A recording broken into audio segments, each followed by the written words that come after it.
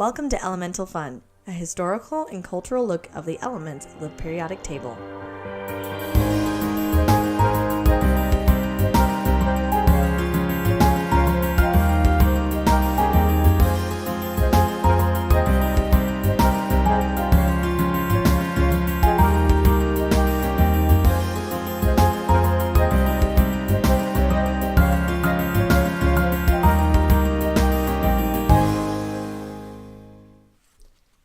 Welcome to Elemental Fun. My name is Grace. And my name is Cindy. If I sound like I have allergies, it's because I do. The pollen in the air. And in my nose. This episode is going to be on two crafty metals. We're doing copper and nickel today. Nickel. We're going to start with copper, and we'll talk a little bit about some popular things that we see all the time that are copper.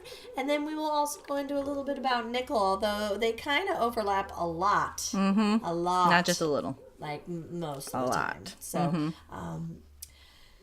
grab yourself a penny and get ready to listen to this episode. Well, let's go. Money in the bank right there. Woohoo! All right. Well, copper, so let's start with the name, is from the Old English. That's Elmer Fudd and how he likes to talk. What English. And with the Y from Watman Superium Ors. It's very exciting. Yes, very exciting. They all found it. So the Roman, I think it was Romans, they found the metal in Cyprus, which is where it comes from Latin Cyprium ores. Yeah, there is a strong tie from copper and Cyprus I found in my studies as well. That's where the main thing came from. So. My studies being like internet, but you know. Internet. But it was the first metal ever to be worked by humans. So this is another one where it doesn't really have a founder, a person who discovered it, kind of thing. Well, I mean, the whole idea of the Bronze Age, when man started to make things, and things from the Stone Age to the Bronze Age, where we were crafting metal and metal alloys, and bronze is copper and tin. Yeah, or another alloy, right? Yep, alloy. So alloy is a mixture of two or more things. Primarily tin and it's mainly copper. So bronze, every time you hear about something being bronze, it is primarily copper and tin or another metal. Primarily tin, though. Sometimes nickel. Yeah, there's a few. I mean, there's a lot of different alloys, as we'll talk about with both of these. But for the main part, that's tin.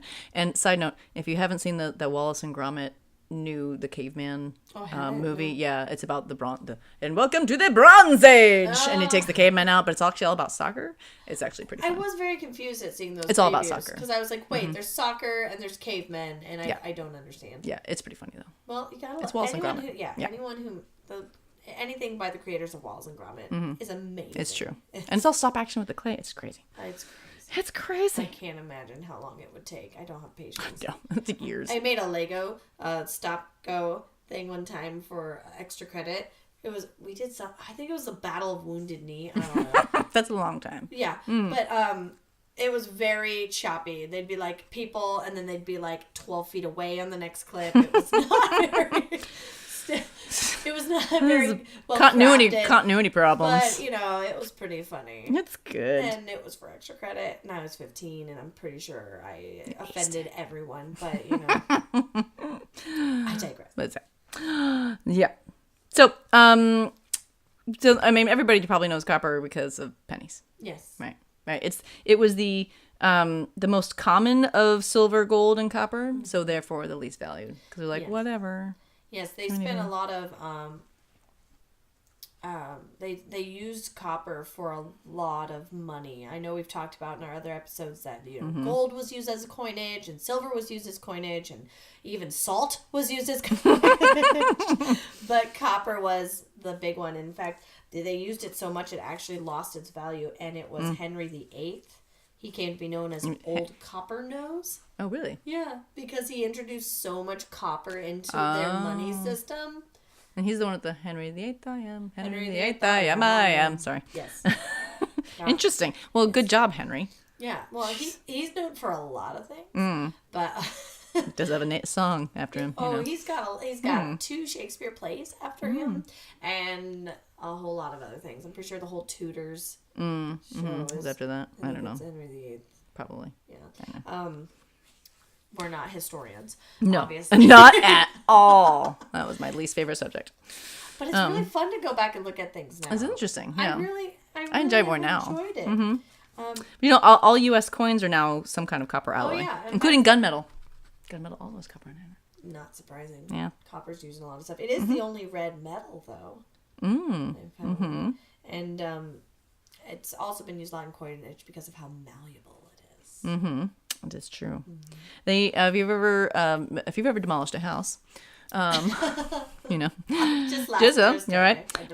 Copper is used in electrical equipment, so most of your copper wiring, like that's all copper, and you can actually strip a house of copper and take the copper and then get paid for it. Yeah, which my husband tried to do, and it was a lot of work. Yeah. So we didn't get too much of it, but think about all of modern technology and communication started with copper. It started with the telegraph. It started in the 1800s. And they found out that copper is one of the metals that you can turn into a wire. And that's how they were able to, they created the telegraph, which turned into the telephone, which turned into, it moved on and on and on. And one of the guys who first decided to use copper was a man who also, I wish I wrote down his name. I could probably find it in the book. I could let you talk for a little bit and figure it out. But this guy, he wanted to have a different copper wire for each letter of the alphabet. And so you'd put electrical current down each wire, and then it would show up as A. Oh, wow. E. That's crazy. But he was a little crazy. He also wanted to put someone on the end of each one of those to say the letter when they got shot. Okay. You had me till there. So all of a sudden, he sounds like a genius, and then he slipped slowly into madness. I'll look kidding. up his name. It was pretty funny. Well, and so one of the reasons why, especially being able to put it into wires, but it conducts heat and electricity very, very well. So one of the better metals for that. So it's used in construction, roofing, plumbing, industrial machinery, heat exchangers, all sorts of things. Do you know Paul Revere? I do. One of the guys. Well, not personally. Oh, I was gonna say, wow. Paul Revere actually was one of the first people. He achieved fame. Besides, he put copper bottom on his cooking pots and pans. Oh, the copper bottom. Yeah, and now there's even a huge pot out, that copper pan or copper. Oh yeah, copper is a huge thing. And because it conducts heat so well, I'm gonna find that guy's name. But that was my little tidbit when you were talking about heat. So, copper. I learned things. So what's also really interesting is that copper has where is it? Antimicrobial properties. So right now in 2008, the EPA had 275 antimicrobial copper alloys, and in 2011 it had risen to 355. Copper is the first solid surface to receive this registration as a antimicrobial thing. And alloys that have about 65% or more copper are effective against things like MRSA. What? So methicillin-resistant Staphylococcus aureus. So MRSA is the antibiotic-resistant bacteria that's really bad in hospitals. Right. It's effective against MRSA, which nothing Nothing can kill MRSA, right? Yeah. Staph and other staph and a lot of other really bad pathogens that we can't figure out how to kill because they're antibiotic resistant. Copper looks to be effective in there, so they're looking to putting those. We need to just wear copper in our clothing.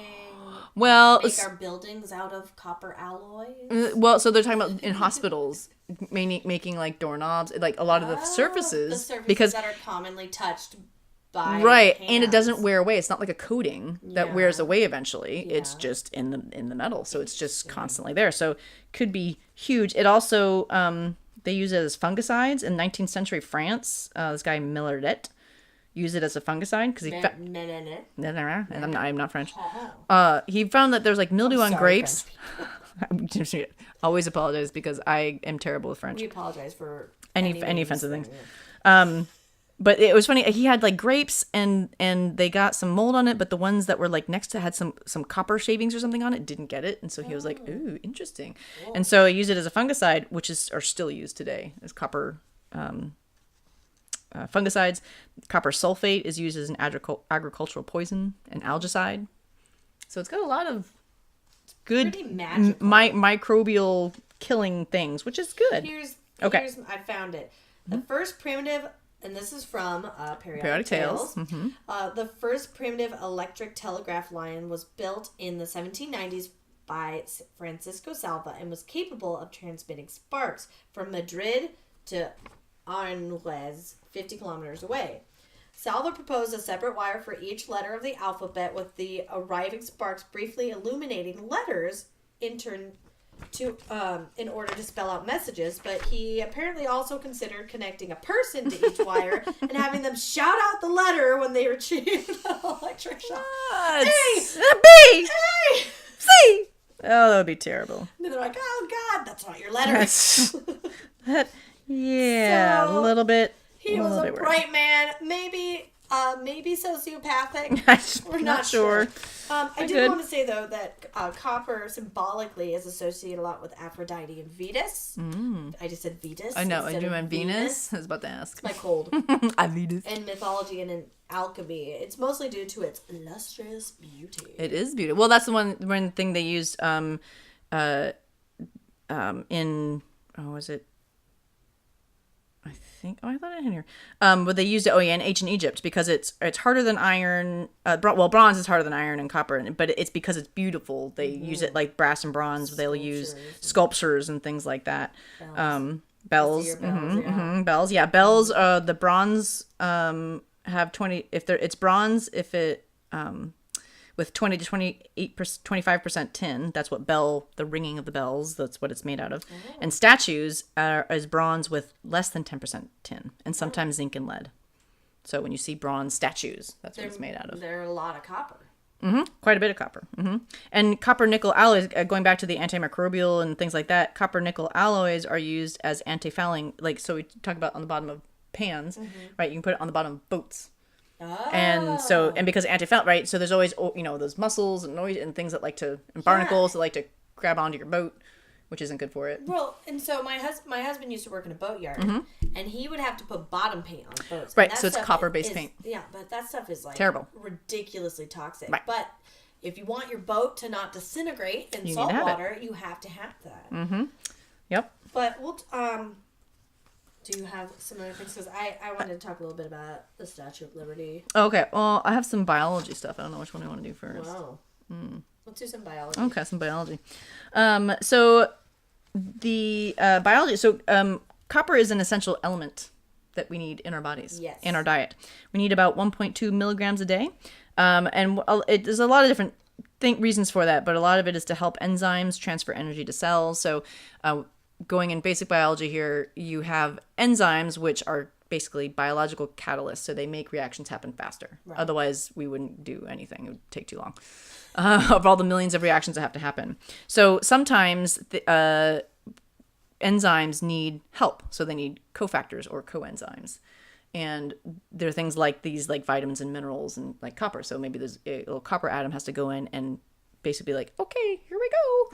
And helps the enzyme function correctly. Right, exactly, So it's good. But, of course, as we just kind of said, too much copper, not so good. Is it right? possible it's to toxic. Get too much copper in our diet? Not really. So I when I was reading it, it is possible, but like it's really so hard to do it that it would really be... You'd have to be trying really hard. Really hard to do it. Yeah. So no licking copper, guys. Right. It's not good. Don't eat too much. You get enough in your diet. So things like grains, nuts, seeds, organ meat, like liver and things like that. It's like an organ. I know. What? Okay, yeah, liver. Makes sense. Yeah. Dry fruit, legumes, chicken, and even chocolate. It has copper in it. See, it's good for you. That's right. It's my body's saying, get some more copper in there. Exactly. And it's essential for, fetal growth and development, and children and adults and everything, but that's specifically in prenatal vitamins. You'll have copper in there because you need to, for the fetus to grow. It's important for bone and connective tissue, brain and heart, proteins and enzyme function. It's really quite, didn't realize, like, yeah, copper is quite important in your body. Little things. And things of your body, it's like the little things, tiny little things. And it's one of those, you don't need a whole lot of it, but if you don't have that little bit, you have problems. Yeah. So diseases like Wilson's and I think it's Menkes can affect the body's ability to use copper. And so if you can't use copper, then you don't have the enzymes going. You don't have those reactions happening. You're not getting, usually those reactions are giving you some kind of protein at the end that goes and does something. So if you don't have that protein, then all of a sudden you have there's something not functioning. Some issues.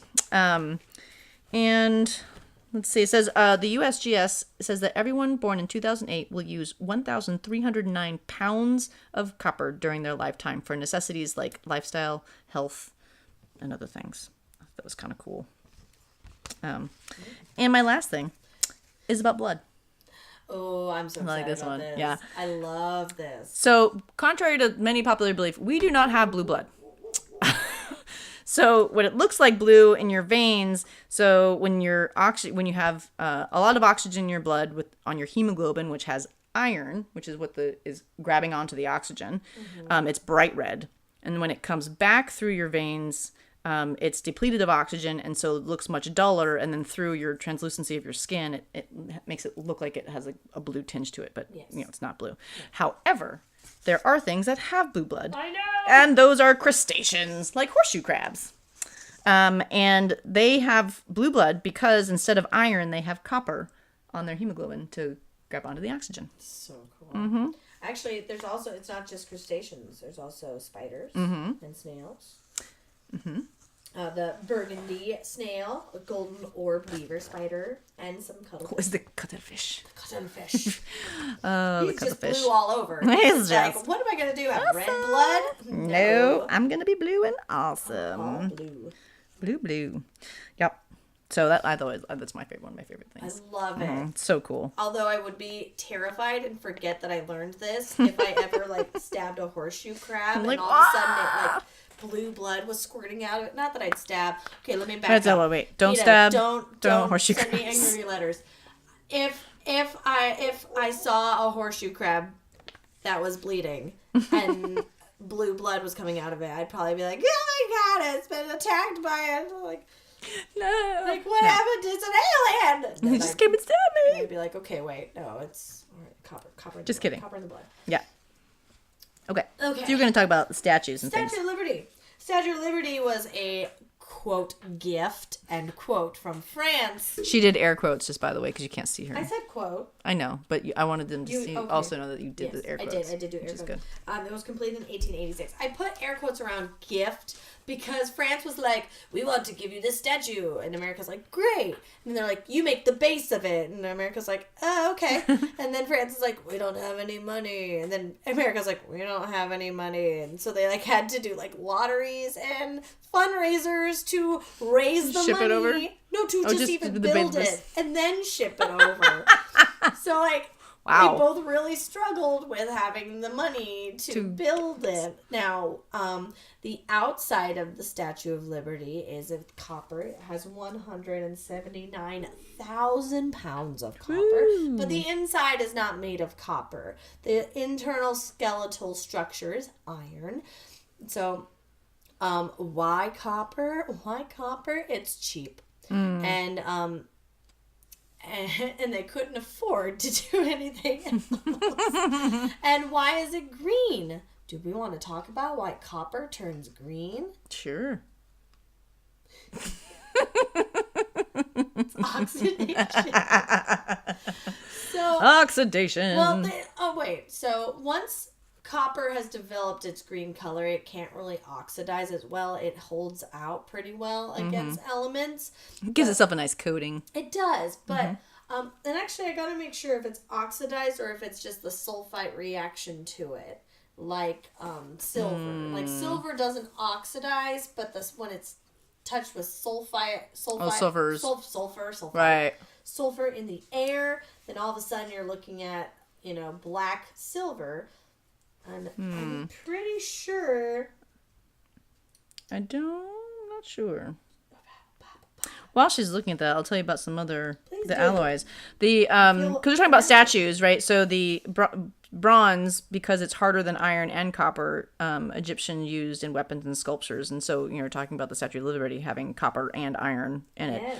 Yes. So that together makes it actually harder than iron even by itself. And the other, because brass and bronze are both the best known alloys that are copper based. Brass is usually with copper and zinc, and bronzes are copper and tin, aluminum, silicon, or beryllium. And brasses, because it's the ease of manufacturing and machining and the corrosion resistance given by the copper, became the standard alloy for more accurate instruments like clocks and watches and other things that need to be more precise. She's still looking in the book. Oh, goodness. I feel awful. I don't remember. Okay. Basically, it's its exposure to air and water that turns it green, whether it's an oxidation or with sulfur.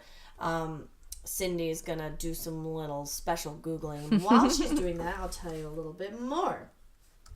So the outer layer of the Statue of Liberty is copper, the internal structure. It was completed in 1886. They started the process. The idea started in like 1860. And then they started building it in like 1870. It took like well over 10 years. It took a while, yeah. For it, I think it is oxidized. The patina, they called it patina. Patina. I think I had a girl I went to school with named Patina. Ooh. She's just an outer coating. That's how she is. She was kind of shallow. Just kidding, Patina, if you're listening to this. So while she's it protects the copper below from further corrosion, which actually makes it. It basically creates its own outer. In fact, the weathering and oxidation of the Statue of Liberty's copper skin has amounted to just 0.005 of an inch over the last century, according to the Copper Development Association. Which is actually pretty impressive since we have a lot of acidity in our rain and in our skies, and so it makes it that it's lasting. If you hear some dogs barking in the background, don't mind them. They're just barking at the mailman. Because that's what they love to do. Oh, no. Oh, it's the FedEx. Man. Well, FedEx and UPS, you just stop because something's fishy. They just do not like them at all. So, let's talk a little bit about the penny. Mm-hmm. Well, penny was first designed in the late 1700s, and they wanted it to be the size of the modern day $50. Whoa. The word penny, the word penny comes from a word that basically just means like coinage. It doesn't actually mean the smallest form of cent. Okay. It's German. Ugh, those Germans. German. We'll talk more about Germans with nickel. Yes, we will. Another thing I'm really excited about. Anyway, and it was supposed to be made entirely out of copper, but as the price of copper increased over the years, and as the penny started to become the 1 cent piece, they started to slowly decide that, we're going to make this out of nickel and just put a little copper in it. Mm. I love this fun fact about pennies, though. Fun fact, Benjamin Franklin reportedly designed the first American penny in 1787, known as the Fuego cent. It bears the image of a sun and sundial above the message, "Mind your business." A chain with 13 links, each representing one of the original colonies, encircling the motto, "We are one," on the reverse. And they actually didn't put a person on the penny. They didn't put Abraham Lincoln on the penny until, I think it was Roosevelt decided to do it 100 years after Lincoln died. Mm. And then in 1908 or 1909, and because they thought that, Lincoln would be a really good representation of being one, and it's the number one. And then 50 years after that, they put the Lincoln Monument on the back. Oh, because they didn't have any people on coinage before that. Oh, Lincoln was the first one? I believe so. Oh. I think around on the same time. Roosevelt probably went, "We need some people on this. So I'm gonna go hunt some bears, and then I'm gonna go put a person on a coin." I don't know why he sounds like this. See? Hey. Tally ho! Mugsy! I think of Arsenic and Old Lace. Have you ever seen that? Arsenic and Old Ladies? No, Arsenic and Old Lace, the play. Oh. It's a movie. I said Arsenic and Old Ladies. There's this old man in it that believes he's Theodore Roosevelt. And so he always runs up the stairs and he's like, "Charge up the stairs." It's a funny. Quite entertaining. Arsenic. We'll talk about that when we talk about arsenic.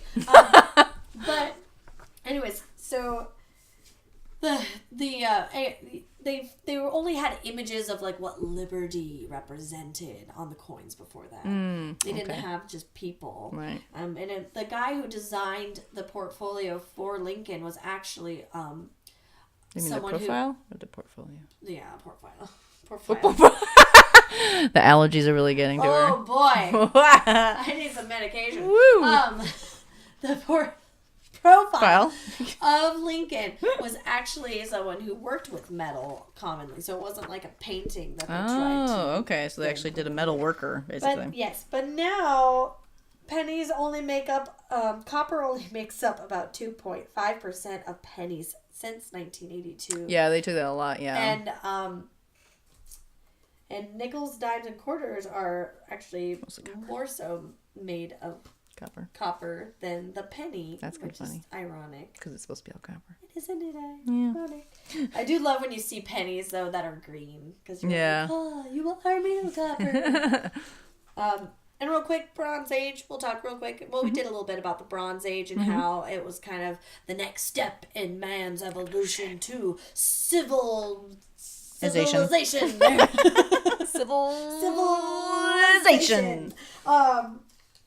Yeah, so the bronze medal. So I was looking up the Olympics, and I was like, why did they pick gold, silver, and bronze?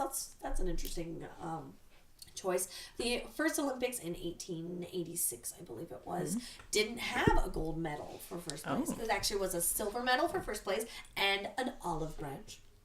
Oh, right. And then you're still good. Second place was a copper medal, and then third place was bronze. Bronze was always third. Oh, that's weird. So they had pure, and then alloy. Yeah. Huh. And then it wasn't until in the United States in St. Louis when they had the Olympics in the early 1900s that they decided to do gold, silver, bronze. Why didn't they go with copper then? I don't know. That's strange. But some people believe that it's because if you look at the periodic table, it's on there by weight. Basically, because the amount, like how heavy the atoms is the numbers going down. Okay. So someone thought, if you look at it, they're all in the same area, but copper weighs less than silver, and silver's above gold, and someone believed that was also a representation of like how rare they are. Right. Well, I mean, copper. But it's bronze, but they're not doing copper. That's so weird. It is weird. It was interesting. But I do believe humans are weird. We are really weird. Our methods to things are just bizarre. Sometimes don't make any sense at all. They really don't. But that's all I got on copper. We can move on I think we need to move on to nickel. Yeah, because I don't have as much on nickel. Copper's a lot more exciting. Yeah, well, I got some fun stuff on nickel. Sure. So probably the most fun thing about nickel is where it got its name. I love this. This is a great story. Oh, it's so good. So in 1751, Axel Frederick Kronstedt was the one who basically discovered it. But it had been discovered before that, but they thought the Germans had found it, and they thought that it was a copper alloy that they had, copper ore that they had found. And so they're trying to get the copper out, and nothing's coming out, like all the processes that they use. So they're getting very angry at it.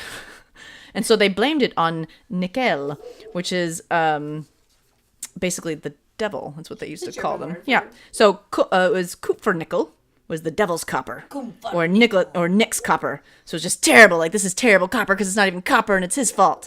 And so then when Axel Frederick, realized that it wasn't actually copper and it was something else, he just took the Kupfer off and named it nickel. Yeah, it's just a shortened version. I love that. Yeah. I love that nickel gets its name from the devil's copper. The devil's copper. I could just see those Germans being really mad when they realize they're like trying to pound out the nickel into like not here copper, and they're like, God, what the hell? What's going on? Nickel. Yeah, it was 1754. Oh yeah. Hold up. Yeah. The name Nicholas. Apparently, the devil. Apparently. I'm sorry to all the Nicks. I think one of my students is named Nick, and I'm like, what was I thinking? Well, didn't they look up the name? Well, but to them it means devil, but not to everybody else. That's true. I just look up names. Like, I know what my daughter's name means, and so I would look up Nicholas before I just... Well, you do want to see what all the different possible ideas of that name would be. Yes. Like, what they're going to... Other people are going to be like, whoa! Gonna, be like, your name in German means devil. Like, how many kids even know that German is a language? Like, everybody. What are you talking America. about? America. It's interesting though that Axel found it, but it wasn't until 1775 that pure nickel was actually produced by Torbern Bergman, and that confirmed the elemental nature of it versus just that an alloy. Yeah, and a lot of meteorites actually have nickel iron alloy. Yeah, and the Egyptians made beautiful beads out of it because it was so lovely. Nickel is used a lot in jewelry. It is. And that's one thing they use a lot in plating. Yes. Because it is highly resists corrosion. Yes. So it's a really they use it to plate other metals to protect it. Even at high temperatures, it still maintains its properties. Mainly used in alloys like stainless steel. That's its big thing. Yep. This is called nichrome or nichrome. Is the alloy that includes nickel, chromium, and a small amount of silicon manganese, not to be confused with magnesium, manganese, and iron, because it resists corrosion even when red hot, so they use it in toasters and electrical ovens. Yes, I did see that they use nickel in toasters and ovens, armor plating, propeller shafts, turbine plates, rechargeable batteries. Oh, yeah, especially the nickel cadmium battery and the nickel hydride, which is in the hybrid cars. Nickel. So if you have a hybrid car, you are using a bunch of nickel. Woo! They use copper nickel alloy in desalination plants. Yes. So getting salt out of the out of water. Ooh, and if you add nickel to glass, it turns it green. Weird. Cool, huh? Interesting. Let's see. They use it in coins, right? The 5 cents, 25 is 25% nickel and 75% copper, right? So it's more. More copper in the nickel. There's more copper in the nickel than there is in the penny, and there's less nickel in the nickel. 25%. That's what I saw as well. It's a bit strange. What I found really interesting is I wanted to learn more about nickel in jewelry. It's used in a lot of cheap jewelry, and I'm actually allergic to nickel. Right, I was going to talk about that. Yeah. And so when I went onto the interwebs to find out, like, hey, let's learn a little more about jewelry, nickel and jewelry. It was all pages that are like, no it's nickel terrible. Jewelry. You have an allergy. This is how you could save yourself from the nickel and every. I was like, what? Oh my god. So good. I just wanna. So yeah, it was interesting when I was reading about that because there are certain people that are allergic to nickel, and it's used in a lot of plating because it makes other metals stronger and shinier, and it doesn't corrode. So you get allergic contact dermatitis, which is basically just inflammation of your skin, dermis. Yes. But mainly from jewelry and watches. You do have to have like a prolonged exposure to the immune system for the nickel to get absorbed through your skin in order for you to become sensitive to it. So what does that mean for me? Because like I can't even wear belts. Well, you somehow got exposed to it a fair amount before you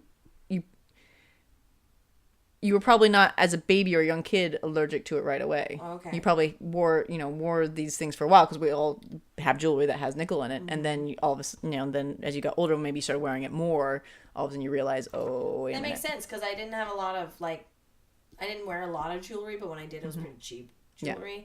But yeah, like I was an actress,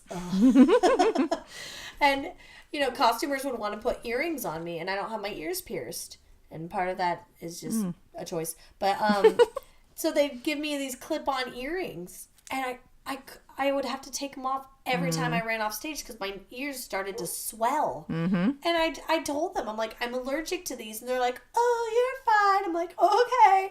And then by the end of the show, like, I'd have, like, giant rashes. My ears would be swollen. And I'm like, can we find something else, please? But most costume jewelry is nickel. Yeah. And actually, high-end white gold is nickel. Is nickel. Has nickel in it. Yep. Exactly. So in other biology related things, it's somewhat unknown exactly what the role of it is, but it does affect plant growth. It is essential to some species. And I had something over here.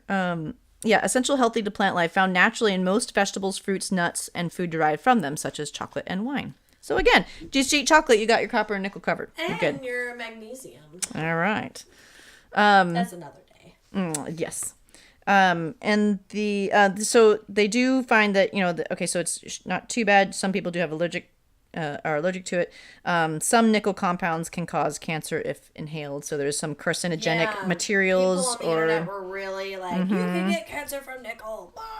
Right. Like, so there is some of it, but again, it's like, how much do you actually have to get that? That's another story. Nickel's found a lot in pop culture. There's a lot of bands. There's Nickel Creek, Nickelback, which I was like, why are they called Nickelback? First off, I'm like, why are they a band? Because they're awful. But I found out why. And it was because one of the band members used to work at a Starbucks. And he would always have to say, here's your Nickelback. When he would change. That's amazing. So that's where they got their name. That's kind of a great story. That's I like a good it. fact. Mm-hmm. And I'm like, gosh, where'd you think of that? When I used to play, what was that game on Xbox? Band, Rock Band. Oh, Rock Band, yeah. Yeah, my band's name was Paper Nickel. Paper Nickel. All I don't right. know why. We were just like, let's think of random paper nickel. Yeah. Okay. All right. So I'm pretty sure that's how every name that has nickel in it comes to be, is someone just randomly throws out the word nickel. That was a fun fact. Here's your nickel back. Here's your nickel back. They could have been dime back or quarterback. But no, that would be stupid. Penny back. Maybe they'd be better if they were penny back. I don't know. I don't know. They Probably can't not. make them better. It's the same sound. His voice is like a cheese grater on my soul. She really doesn't like them. I really don't. I can understand. It's a different, it's not for everybody. Sorry. Yeah. I'm sorry if you're a fan. I like a couple of their songs, but they do sound very similar. There, but I just can't. It's the same. Yeah, it's the same kind of thing. The best thing about them is now that I know where their name came from. I do like that And story. they're not making music right now. But anyway, okay. But I digress. Nickel, and nickel-containing products, actually one of the reasons why they use it for the plating and stuff too is that it's so durable that it has very long lives. So the last 25, 35 years, it can be recycled and reused, and is actually one of the most recycled materials globally. In the world is nickel. Because it's in everything. Right. There's 3,000 nickel-containing alloys in everyday use. That's 3,000 different types of alloys of nickels. So I mean, it's everywhere. It has increased corrosion resistance. It's increased toughness. It increases strength at high and low temperatures. It has a range of magnetic and electrical properties as well. It's kind of like this little magic thing. It is kind of a magical, poisonous metal. It is the 5th most common metal on Earth. Wow. And most of it's in the core of the Earth, which is inaccessible. Don't they believe that the core is a like the nickel? Yeah, pretty much, I think. I mean, not that we know this for sure. I mean, how can they know for sure? They can't. I mean, they're guesstimating. Right? Because they're like, well, no, we haven't seen it. We do not have Jules Verne. We did not get to the center of the Earth.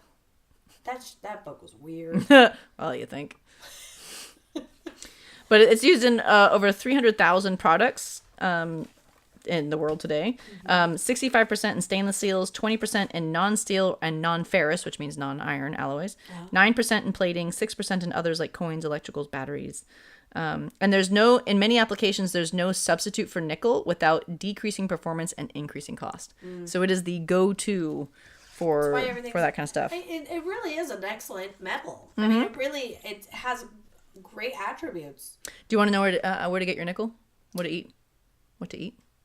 Yes. Baked beans. Yum. Apparently have a high amount of nickel. Baked beans. Well, you are good on your nickel. Is that why I'm allergic to it? Yeah, maybe you've overloaded your immune system. Way too many baked beans. Seriously. Like, we're gonna overload. Can we? Just so saying. Can we overdose? Oh, I'm sure you can overdose on anything. That's true. Yeah, so Water. I'm sure you can. Air. You can exactly. Yeah. No, you could have oxygen. Too much oxygen. They also what's trying to say, like, everything in moderation. Right. Air, not too much water, nickel, everything. Baked beans, copper, chocolate. Oh, don't say these things. Oh. Speaking of still food, so we talked about catalysts before. Nickel is used as part of the catalyst for hydrogenating unsaturated compounds, which means if you've seen on your food, it says hydrogenated oil of some kind.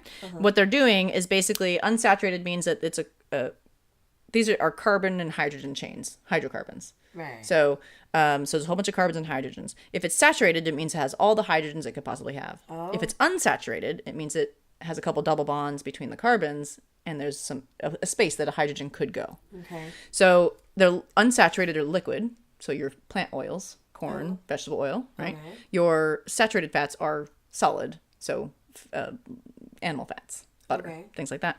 So what they try to do for some of these is to hydrogenate the unsaturated compounds. So in creating margarine, shortenings, and some of the soaps and things like that, they are forcing the hydrogen onto a unsaturated fat, basically, or unsaturated compound, and forcing the hydrogens in to make it solid. Question. When I turn cream into butter, am I adding hydrogen in? Because I'm making it solid from a liquid. I don't know about. I don't think that. In that case, I don't believe so. That's just some type of reaction. But what are you doing to the cream? You're just whipping it, right? I'm just shaking it. Yeah. Or whipping it. Yeah, I'm not sure exactly what happens with that. I don't think that's you're adding. Because this is because hydrogenation is a chemical process that is done. It has to be done in a chemical thing. Can there be fats that are solids that are hydrogenated? Yes, so like shortenings and margarines would normally be unsaturated, but you've hydrogenated it. You've added hydrogen to make them saturated. Oh. You're forcing it on them. This is getting really complicated. I just feel bad because I'm like, you're forcing that poor molecule to do something it doesn't want to do. They don't have feelings, Cindy. It does. No, they don't. Oh, great. I know why they don't. You eat a lot of molecules it's and breathe true. them in. But all joking aside, hydrogenated oils, and they're not good for you because they are not natural. Like your body does not actually know what to do with it because they're like, it's supposed to be that and it's not that. What the heck? So that's why a lot of things are looking into now, like hydrogenation is, don't get hydrogenated vegetable oils and things like that because they're really not good for you. Wow. They can do stuff with your heart. So in layman's terms, what should we be avoiding? You should be avoiding hydrogenated oils. So you'll see it on the list of ingredients. It'll say hydrogenated palm oil, hydrogenated. We should avoid palm oil anyway. Well, that's all. Yeah, you should not get that. But hydrogenated poor anything. Orangutans. Poor Earth. Hey, so man. I have one last thing that's really cool that I saw about a specific alloy called nitinol. Nitinol. Yeah, nitinol. It remembers its previous shape. What? Yeah. So if you heat it and then you bend it into a shape, right? And then you let it cool, and then you bend it again. After it's cool. After it's cooled. So you have one shape that it's heated to, and then when it cools, you bend it into something else. When you heat it again, it will bend back into the original shape it had after heating. I thought that was the coolest thing. What? Yeah. I don't understand. It's crazy. It remembers where it was when it was heated. His past life. Exactly. I thought that was the coolest thing. That is so cool. Like, that is the coolest thing about nickel, I think. About that and its name. Cool. Mm-hmm. Oh, I'll say that wins the coolest fact award. Even though my Nickelback one was pretty... That was pretty cool. That was good. That was a little bit more cultural reference, so it has that going for it. That's what I bring to this. You bring the science. I don't know what I bring. You bring culture. I bring you candy sometimes. Oh, that's good too. Candy. All right. Well, I think that just about does it for this week. Mm-hmm. Yeah, we talked a lot. We did. Again, I always think this won't be a long episode, and then I get done like 43 minutes. Nice job. We're awesome. High five. Hop up. All right. Well, thank you so much for listening. If you enjoyed listening to us, please be sure to subscribe, leave us a rating on iTunes, and you can also send us an email. Email is in the show notes at the bottom. So be sure to let us know if you liked us, if we did something wrong, if we totally need to correct something. Yes. We're always ready to learn, and we're always ready to better ourselves. That's right. And we'd love to hear from you. So keep on learning, and we'll... Until next time. And see you later. Yeah, not really. Hear us later. Bye. Toodles.